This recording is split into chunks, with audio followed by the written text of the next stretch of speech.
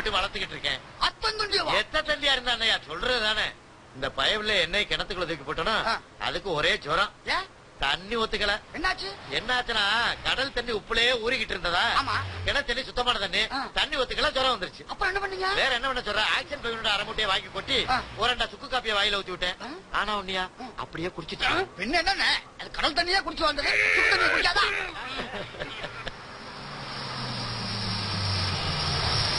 பத்து 10 நிமிஷம் நிக்கும், சாப்பிடுறவங்க சாப்பிடலாம். சீக்கிரமா வாங்கினேன். என்ன ஓட்டு ஓட்டுறாங்க பஸ்ல. ஒரு டீயை குடிச்சுட்டு அப்புறம் மேட்டை சொல்றேன் பாரு. ஏன் டீயை குடிக்காம அழுவுறிய? திமிங்கலத்தை நினைச்சா தாயா ஒரே வேதனையா இருக்கு. என்னாச்சு? அட கொஞ்சம் இருப்பா. திடீர்னு 4-5 நாளா படுத்த படுக்கையா கிடந்து வச்சு எதுக்கு வாய புலந்துச்சு. அக்கம் பக்கத்துல உள்ளவங்கள கேட்டா சிக்கன் குனியாட்டாங்க. ஆனா அந்த பய பிள்ளைக்கு தான் வேற என்ன பண்றது, முருகனுக்கு முடியெடுக்கிறதா வேண்டிக்கிட்டேன். அத ஒரு வழியா முருகன் காப்பாத்திட்டான். இந்த வருஷம் என்னாச்சு, திடீர்னு படுத்துக்கிட்டு வாய பிளந்துருச்சு. அப்படியா? வேற என்ன பண்ண, பக்கத்துல உள்ள டாக்டர் கூப்பிட்டு கேட்டா பன்றி காய்ச்சல். அதுல எல்லா டெஸ்ட் எடுத்து கடைசியா யூரின் டெஸ்ட் எடுத்தவன். யூரின்னா கொஞ்சோண்டு முட்டு பாட்டில் எடுக்கிறதா, பக்கத்துல ஒரு குளமே நிறைஞ்சு வச்சியா குடி தண்ணீர்னு குடிச்சுக்கிட்டு இருக்காங்க. அத போயா குளத்துல இருக்க தண்ணி எந்த தண்ணின்னு யாருக்கு தெரியும். அதோட நின்னுச்சா திடீர்னு என்ன பண்ணிச்சு, பின்னாடி பச்சை கடல்ல போக ஆரம்பிச்சிருச்சு. போகத்தான் செய்யும்யா. திடீர்னு என் பொண்டாட்டிக்கு போன் பண்ணி என்னடி ஆச்சுன்னு கேட்டா ஆய்வு முடிச்சாலாம்.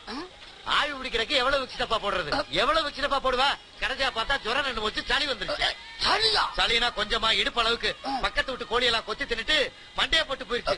எவ்வளவு கிரகங்கள் வரும் மனுஷனுக்கு. அண்ணே நான் சொல்றேன் கேளுங்க. சொல்லு. திமிங்கலத்தை கூட்டி போய் உங்க குடும்பத்தோட மொட்டை போடுறது பதில் உங்க குடும்பத்தோட போய் திமிங்கலத்துக்கு மொட்டை போடுங்க, எல்லாம் சரியா போகும். இது நல்லா இருக்கே, இது நல்லா இருக்கே.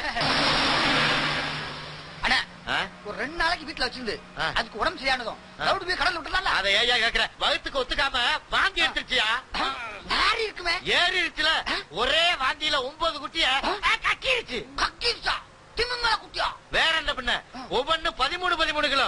அப்படியே சிந்தாரிப்பட்ட மார்க்கெட்ல இடம் போட்டு வித்தா 48,800 தான் கொடுத்தாங்க. 200 ரூபாய் கமிஷனா பிராட பத்தியில. ஒரே ஒரு பிள்ளைன்னு வளர்த்து துபாய்க்கு அனுப்பின ஒரு ஆம்பளை பிள்ளை 10 வருஷமா 100 ரூபாய் காசு அனுப்பல பொண்டாட்டி வச்சு கேட்டுக்கிட்டு எங்கேயோ கடல்ல கிடந்து வந்தது. ஏதோ ஒரு உதவி பண்ணம்ங்கிறதுக்காக ஒரே வாந்திலே குடும்பத்தை உச்சத்து கொண்டு வச்சு. இன்னும் ஒரு வாந்தி எடுத்துச்சுன்னா 2 வீட்டை கட்டி வாடகைக்கு விட்டுருவேன். அடுத்த தடவை வாந்தி எடுத்தா எனக்கு ஒரு குட்டி கொடுங்க.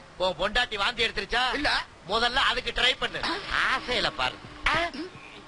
என்னையா இது, என்னையா இது? ரத்தம். என் காதுல இருந்து வந்த ரத்தையா இது? நான் என் காதுல இருந்து வந்துச்சு நான் சொன்னேன். பஸ்ல வரும்போது ஒரு ஆளுக்கு பேச்சு சொன்ன தேவை. கண்டிப்பா இப்படி ஜன்னல்ல குதிக்கிற அளவுக்கு பேசக்கூடாதியா? ஏயா இப்படி மூட்டை மூட்டையா அவுத்து போட்டுற? நீ பீலா மன்னனா? அப்ப எல்லாம் பீலாவா? இவ்வளவு நேரம் ரியாக்ஷனா கொடுத்துட்டு வர. இவ்வளவு சொல்றிய. 2 நாளைக்கு முன்னாடி ட்ரெயின்ல சென்னையில இருந்து பெங்களூருக்கு போனேன். காட்பாடியோட போல, அதுக்குள்ள எல்லாரும் கலந்துக்கிட்டாங்களே. இன்னைக்கு எவ்வளவா தேவல என்னமா பேசிக்கிட்டு இருக்கேன்.